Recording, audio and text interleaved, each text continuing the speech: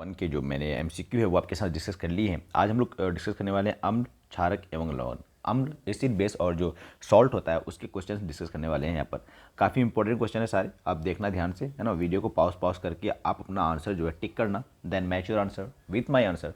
फिर आप देखना कि जितने सारे क्वेश्चन हम लोग करेंगे उसमें से आपके कितने सही होते हैं, ठीक है। परसेंटेज निकाल के देखना। अगर आपके 80% प्लस बन रहा है तो इसका मतलब आपकी तैयारी बहुत शानदार है, ठीक है। चलो स्टार्ट करते हैं। पहला सवाल है जो एग्जाम में बार बार पूछा जाता है कि एक्वा रेजिया जो है मिश्रण में HNO3 और HCl का अनुपात क्या होता है। तो काफ़ी फेमस क्वेश्चन है, मैंने पहले की वीडियोज़ में भी इस पर चर्चा कर रखा है। जो HNO3 और HCl है इसको हम लोग बोलते हैं, इसके कॉम्बिनेशन को बोलते हैं एक्वा रेजिया। कई बार शाही जल भी बोला जाता है ना, HCl। तो इसमें बोला गया कि अनुपात में 1:3 या 3:1, तो किसका अनुपात ज़्यादा रहता है। तो इसको याद करने की ट्रिक भी मैं बताता हूँ। जहाँ पर 3 है ना वहाँ पर 3 मत देना, जहाँ पर 3 हो तो पहले से 3 है और 3 लेके क्या होगा।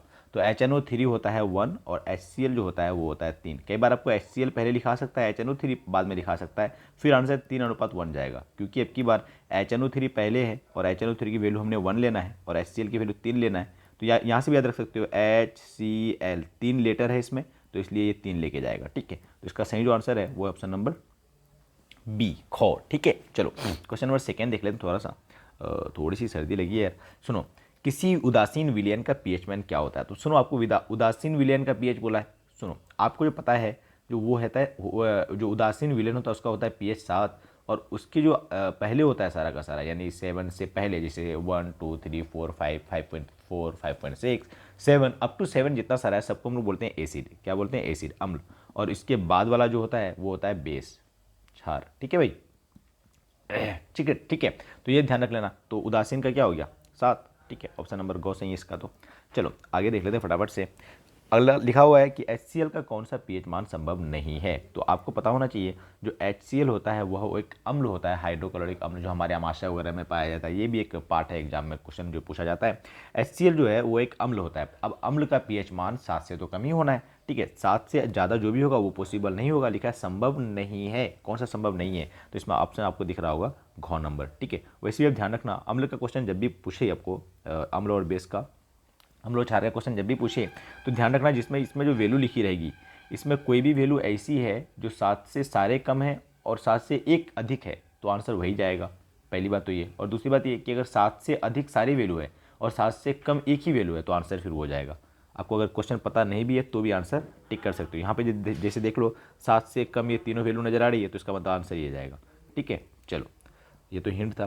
संगमरमर का रासायनिक सूत्र कई बार पूछता है। संगमरमर का जो रासायनिक सूत्र होता है वो होता है कैल्शियम कार्बोनेट। देखो, रासायनिक सूत्र पे मैंने बहुत सारा क्वेश्चन इस पार्टिकुलर वीडियो में इंक्लूड नहीं किया है, क्योंकि रासायनिक सूत्र की एक अलग से वीडियो बनी हुई है जो 5-6 मिनट की वीडियो है, 5-6 या 7 मिनट की आई गेस।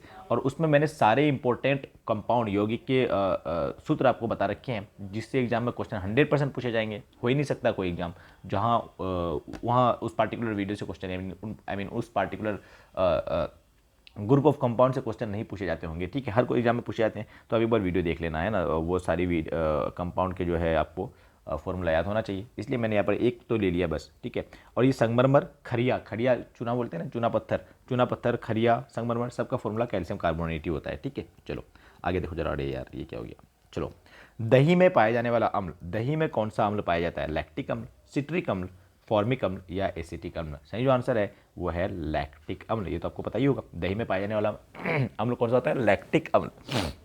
इसका फॉर्मूला क्या होता है? देखो, ये एग्जाम में आपको हालांकि इतना इंपॉर्टेंट है नहीं, फिर भी मैं बता देता हूँ। COH यानी कार्बोक्सिलिक एसिड ग्रुप रहता है, यहाँ पे कार्बन रहता है, यहाँ पे अल्कोहल ग्रुप लटका रहता है, और इधर होता है CH3।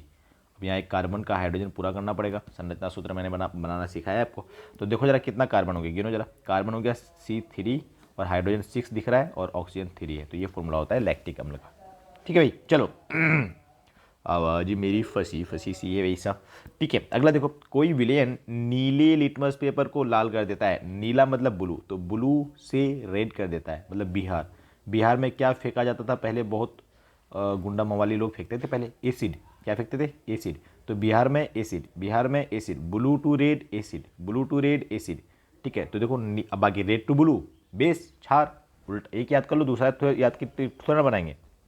सुनो जरा, नीले को लाल कर देता है यानी ब्लू टू रेड कर देता है, इसका मतलब एसिड होगा। और एसिड का पीएच मान 5 यानी 7 से कम होगा। वैसे भी मैंने आपको अभी ये भी सिखाया है कि 7 से अधिक जो भी होगा उसमें से 7 से 1 कम वाला होगा तो ऑप्शन वही सही जाएगा। ठीक है, हालांकि आपको चीज़ें तो आनी ही चाहिए। चलो क्वेश्चन नंबर 7 देखते हैं, जिसमें लिखा हुआ है अम्ल और क्षारक अभिक्रिया कर डैश का निर्माण करते हैं। जब भी एसिड और बेस यानी अम्ल और क्षारक निर्माण करता है तो किसका निर्माण रिएक्शन करता है, अभिक्रिया करता है तो किसका निर्माण होता है, लवण का। लवण का। Acid base reaction produces what, लवण, सॉल्ट। ओके चलो मनुष्य का शरीर का पीएच किस पीएच मान पर सही से काम करता है। तो मनुष्य का जो शरीर है, ह्यूमन बॉडी है, वो कौन से पीएच वैल्यू पे सब ठीक ठाक काम करता है, बढ़िया से एकदम सारा सब कुछ अच्छा चल रहा होगा कब, जब पीएच मान जो होगा वो 3 से 4 होगा, 5 से 7 होगा, 7 से 7.8 होगा या 9 से 10 होगा। तो सही जो आंसर है वो है 7 to 7.8, यानी इसके बीच अगर पीएच मान रहेगा ना तो इंसान की बॉडी सही से काम करती है। ठीक है, जैसे मान जाओ कोई दे दिया 7.4, क्या अच्छा से काम करेगा, यस। ठीक है, इसके बीच की कोई भी वैल्यू। ठीक है, चींटी भाई, चींटी काटता है, थोड़ा सा आपको खुजली होती है, थोड़ा सा दर्द भी होता है ना, तो चींटी के जो डंक है उसमें पाया जाने वाला अम्ल कौन सा होता है, एसिटिक अम्ल, सिट्रिक अम्ल, मिथेनोइक अम्ल या फॉर्मिक अम्ल। देखो इस क्वेश्चन में जिसको भी थोड़ी थोड़ी जानकारी है वो तो सही कर जाएगा, और थोड़ी सी जिसको बेहतर जानकारी है तो वो कहेगा कि ये क्वेश्चन बोनस होने वाला है, क्योंकि चींटी का डंक में पाए जाने वाला अम्ल का नाम है फॉर्मिक अम्ल, आपने सुन रखा होगा। ठीक है, और फॉर्मिक अम्ल का ही IUPAC नाम तो मिथेनोइक अम्ल है। तो इसमें आंसर जो जाएगा वो ई ऑप्शन देना भूल गया है, ए क ख ग घ चौ ऑप्शन देते हैं। चौ में जो होगा वो होगा ग और घ दोनों, वो ऑप्शन दिया ही नहीं इसने, ग और घ दोनों। तो इसका सही जो आंसर जाएगा वो जाएगा ऑप्शन नंबर चौ। ठीक है भाई, तो ये थोड़ा सा बोनस वाला क्वेश्चन है इसमें, क्योंकि आप समझ में आया ना आपको, फॉर्मिक अम्ल का ही IUPAC नाम क्या होता है, मिथेनोइक अम्ल। तो एक ही कंपाउंड का तो 2 जगह लिख दिया इसने, एक ही कंपाउंड को 2 जगह लिख दिया इसने। ठीक है, देखो फॉर्मिक अम्ल का फॉर्मूला क्या होता है भाई, HCOOH। इसमें कार्बन कितना दिख रहा है, एक, तो एक को बोलते हैं मिथ। IUPAC वाला सब क्या बोला, ये कॉमन नाम सिस्टम है ना, मैंने नेमिंग भी सिखा रखा है आपको इसे, अगर आपको नहीं आती है देख सकते हो। और IUPAC वाला जो नेमिंग सिस्टम है उसने बताया कि कार्बन एक को ना मिथ बोलना, तो मिथेनोइक एसिड, मिथेनोइक एसिड यानी मिथेनोइक अम्ल हो गया ये। आया समझ क्यों ऐसा, क्योंकि कार्बोक्सिलिक एसिड को ओइक नाम देते हैं, ओइक एसिड। ठीक है भाई, चलो आगे देखो जरा, ये क्वेश्चन अच्छा है, सुनो जरा ध्यान से। लिखा हुआ है अपच का उपचार करने के लिए निम्न में से किस औषधि का उपयोग होता है। अपच, खाना बहुत सारा खा लिया आपने, कहीं फ्री का मिल रहा होगा, फ्री का तो क्यों कहें, मतलब ठीक है आपने पैसे से भी खरीद कर लाया, पर आप जो है आपको सब्र और तहम्मुल रखने की ज़रूरत थी, रखा नहीं है, खा लिया सारा दबा करके, खाना हो गया आपका अपच। ठीक है, अनडाइजेशन प्रोसेस, अनडाइजेशन कंडीशन आपके पेट में ऐसा हो चुका है, तो कौन सी दवाई लोगे भाई, एंटीबायोटिक लोगे, एंटीसेप्टिक लोगे, एनाल्जेसिक लोगे, एंटासिड लोगे। तो यहाँ जो सही आंसर है वो है एंटासिड। एंटासिड खाते हैं हम लोग, क्या खाते हैं, एंटासिड। वैसे नींबू वगैरह में एंटासिड वगैरह मिलता है, एंटासिड प्रॉपर्टी है तो खा सकते हो। ठीक है, ये एंटीबायोटिक जो होता है वो बैक्टीरिया के अगेंस्ट की वाली दवाई है, यानी बैक्टीरिया आपके बॉडी में आ गया है तो उसको मारने के लिए क्या खाते हैं हम लोग, एंटीबायोटिक। एंटीसेप्टिक जो होता है, एंटीसेप्टिक समझ रहे हो ना, वो जैसे कहीं थोड़ा जख्म आ गया, चोट लग गई, तो ये कोई भी नॉर्मल कीटाणु को मारने की दवाई होती है एंटीसेप्टिक। और एनाल्जेसिक होती है दर्द की दवाई, किसको बोलते हैं, दर्द की दवाई। जो आप दर्द की दवाई खाते हो उस दवाई, उन सारी दवाई को, जो भी दवाई दर्द की है उसको एनाल्जेसिक कहा जाता है। और एक यहाँ पे मैं टर्म लिख देता हूँ साथ में, एंटीपायरेटिक्स। एंटीपायरेटिक्स, एंटीपायरेटिक्स कहते हैं बुखार की दवाई को, किसकी दवाई को, बुखार की दवाई को। एंटीपायरेटिक्स बुखार की दवाई, दर्द की दवाई का बोला जाता है एनाल्जेसिक। ठीक है, एंटीबायोटिक बैक्टीरिया मारने वाला। अब सुनो जरा, जितना भी बुखार की दवाई होती है, जितनी भी बुखार की दवाई होती है एंटीबायोटिक्स, सारा का सारा एनाल्जेसिक होता है, यानी आप बुखार की दवाई खाओगे तो आपके बॉडी में दर्द कम होगा ही होगा।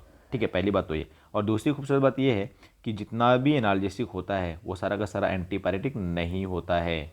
ठीक है, तो ध्यान रहेगा आपको, all antipyretics are analgesic but all analgesics are not antipyretics. आप दर्द की दवाई खा लो और उससे जो बुखार भी सही हो जाएगा, नहीं होगा।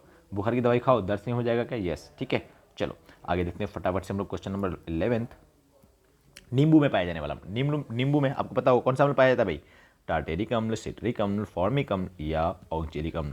सही जो आंसर है ये है ऑप्शन नंबर।